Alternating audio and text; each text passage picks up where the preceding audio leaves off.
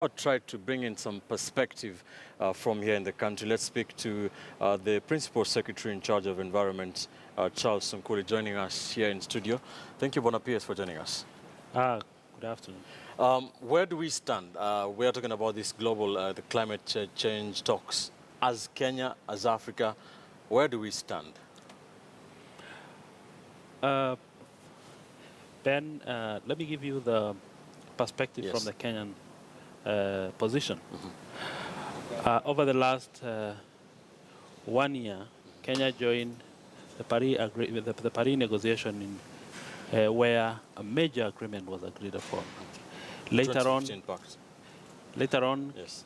Kenya also passed a climate change law into law, which is the first one in Africa. The second one is that the Kenya government has gone ahead with the process of ratification, which will be complete in the next few days. We have also begun the process of constituting the Climate Change Council, will be chaired by the President and a number of council members. We have initiated a number of programs to deal with climate change adaptation and mitigation. The Climate Change Council, what will be its key mandates? The key mandate is to provide policy direction and guidelines for adaptation, mitigation, and financing of climate change programs. All right. Yes. So it would seem like Kenya, the government is leading from the front. So what is your take on what's happening globally? I mean, on the back of that deal in 2015, which took almost a decade of negotiations and talks, and there have been calls by African countries on the developed world to increase their funding on those climate change programs. Yet the U.S. President-elect Donald Trump has, warned that he will get out of that pact, the Paris deal. What message does that send?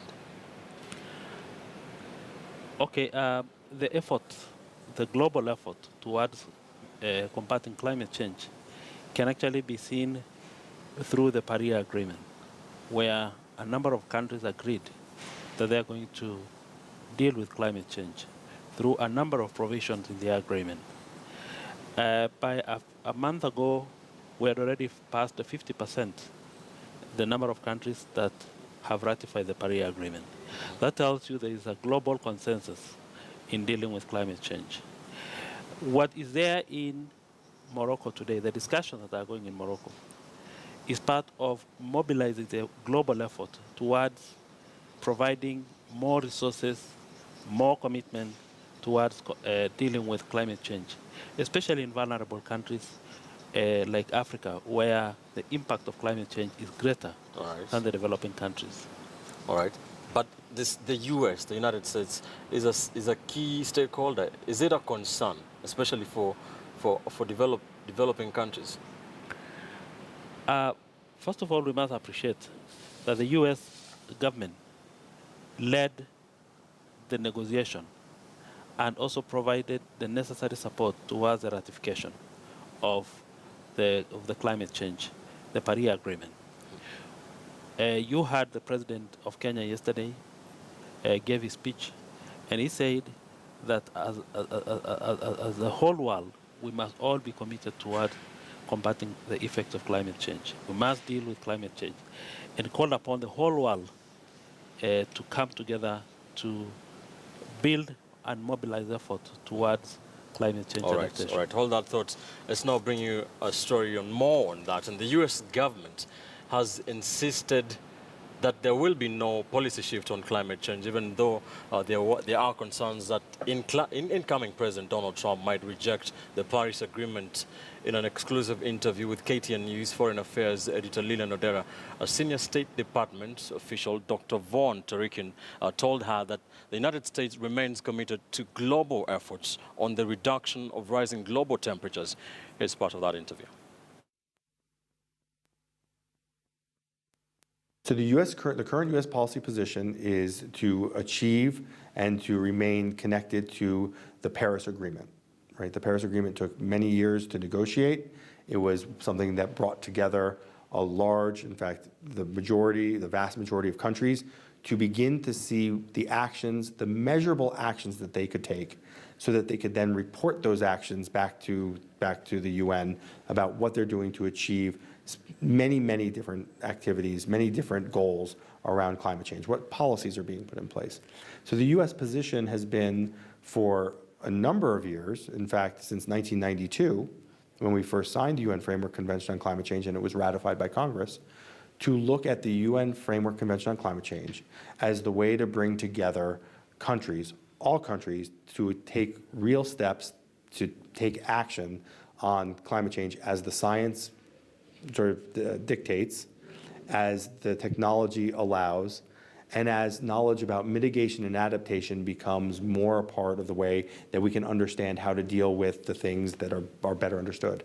And so that's been a tenet of U.S. policy since 1992, is to make sure that a policy is grounded in the science, to make sure that the technological developments are consistent with and can contribute to the objectives laid out in the Framework Convention in 1992, and then to work with other countries to come out with the most effective way to address something that is a global challenge, that has global implications, but also global contributions.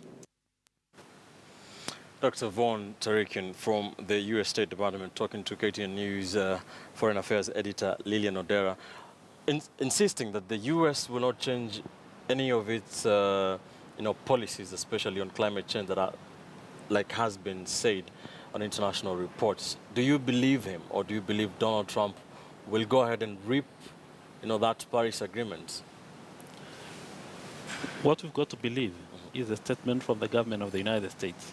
The State Department has issued a statement committing the U.S. government to the agreement of the Paris Agreement. That is what we'll go with.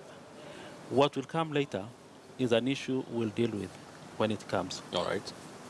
Can the world, the likes of you, can we go ahead without the U.S.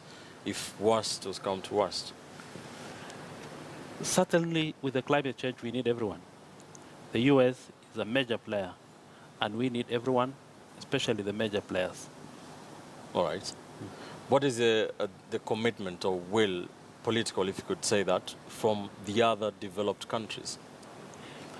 What I know is that the discussions are going according to various clusters of the negotiation. The developed countries, the G77, the 77 group of countries, which include Africa and China. All these negotiating blocs are mobilizing their support and commitment towards dealing with climate change. And we expect, of course, to see consensus at the end of the negotiation, which will be given shortly after the conference. All right. What about just take us through what has been ongoing in Marrakesh, Morocco? What was it aimed at achieving, and are we on course to achieving that?